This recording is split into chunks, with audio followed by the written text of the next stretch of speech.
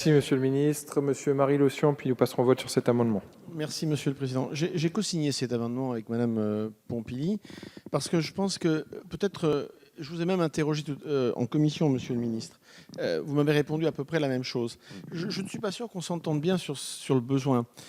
Nous ne sommes pas en train de mettre en question la sécurité de l'approvisionnement, la sécurité nucléaire, etc. On est simplement en train de vous dire, aujourd'hui, nous avons un plan qui prévoit des fermetures de centrales. Vous ne le savez peut-être pas, mais je suis rapporteur du budget de la marine. Et dans la marine, par exemple, nous avons des sous-marins nucléaires d'attaque. Et par exemple, nous allons retirer de service un sous-marin nucléaire d'attaque qui n'est pourtant pas le plus âgé. Il se trouve qu'il a vieilli, entre guillemets, plus vite que celui qui avait été lancé quelques années avant lui. Vous le savez, les centrales nucléaires ont été construites par modèle, par type, par génération, et donc elles n'ont pas forcément vieilli toutes de la même façon pour tout un tas de raisons que l'on peut bien sûr imaginer.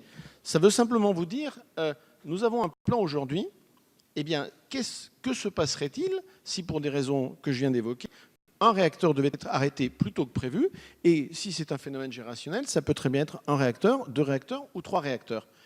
Et là, ça aurait un impact majeur vraiment sur l'approvisionnement énergétique. Bien sûr, EDF, RTE, Enedis et tous les autres font tout ce qu'il faut pour assurer l'approvisionnement. Les phénomènes d'évitement, on les connaît, mais ça joue sur les pics, comme on dit, mais pas sur l'approvisionnement de la masse. Donc, l'idée, c'est simplement de dire, nous avons aujourd'hui un scénario, eh bien, n'est-il pas pertinent, prudent, d'envisager un deuxième scénario dans lequel les choses n'iraient pas aussi simplement qu'imaginé et où certains réacteurs pourraient être défaillants plus tôt que prévu. C'est tout simplement ça. Merci, Monsieur Marie Lossian. Je vais donc